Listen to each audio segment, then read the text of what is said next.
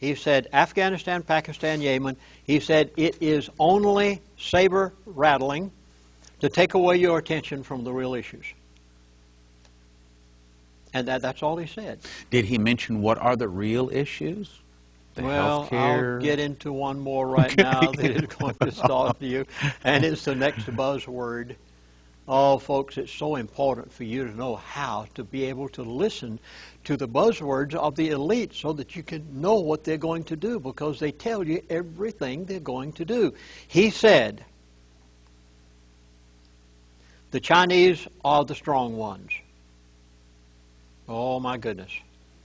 Was I amazed when he got on this subject.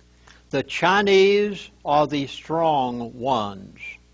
America is going to be relegated to third world status. The New World Order has made other nations their focal point. China, he said, are the strong ones. You call into the airline to make a reservation. Who do you talk with? Someone that speaks broken English. Where are they? Anywhere from India to Mexico to Philippines. You have a guarantee, and your product goes bad, and you try to tech support. And who do you talk with? India, the China, Dominican Republic. Yeah, any place except America. They've moved our industry abroad. Detroit is a shambles. People can't find jobs. We wonder how anyone's going to be able to afford anything anymore when they're not using people anymore. And wait until the unemployment runs out. So his statement was the Chinese are the strong ones, and we will be merged into the New World Order. And I gathered from listening to his buzzwords that we will be relegated to third world status when the elite complete their New World Order status. Can I bring in some Bible prophecy here? Please. Okay. Now, probably the person, when it comes to Bible prophecy, what God is saying other than just within the King James Bible, the person that they most respect is Dimitri Duduman. Romanian pastor, smuggled Bibles into Romania and Russia for some 30 years. They put him on the electric chair twice, trying to get him to tell how he is smuggling Bibles.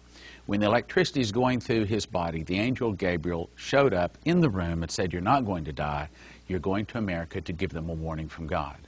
When he got here, the angel Gabriel came to him and said, and this ties in with what you're saying about China, said that the fall of America would begin with an internal revolution started by the communists. Some of the people would start fighting against the government.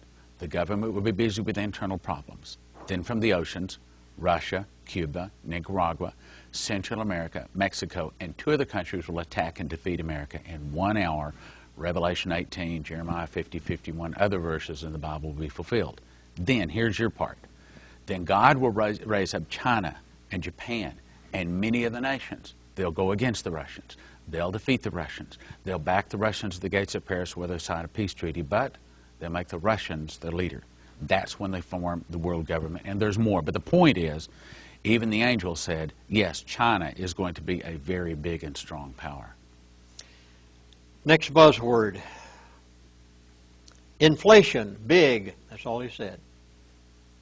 Inflation, big.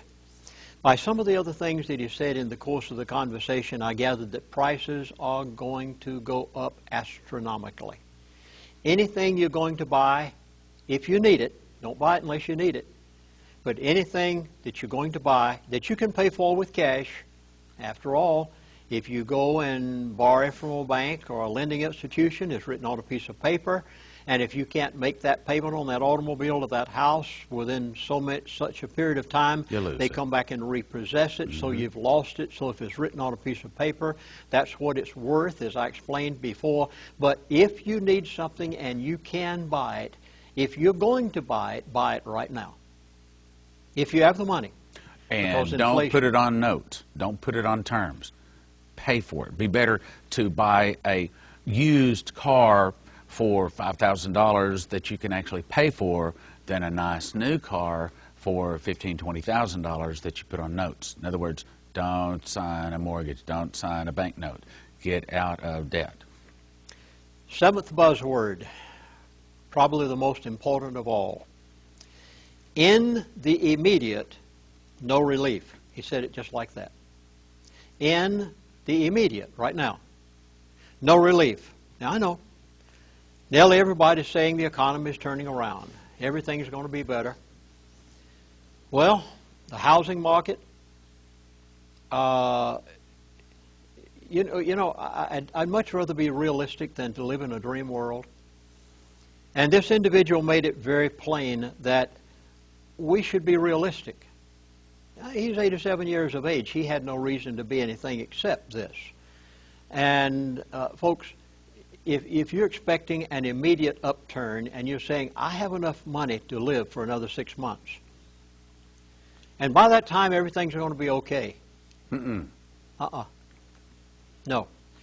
You'd better look 5 years, 10 years down the line. Now, he didn't say 5 to 10 years. I'm saying that. From what I'm seeing of our economy right now and what's happening with our present administration, his expression was, in the immediate, there will be no relief. Don't plan on the fact that when your unemployment runs out, everything will have improved to the point that you'll be okay. Or that you'll be able to go get a job. What he's saying is don't look for any good news coming anytime soon. Now, if you want to be realistic, if you'd like to live in a dream world, that's your prerogative, of course. But I'm just telling you what I was told. It may be rather difficult to swallow. But on the other hand, I think people need to be realistic.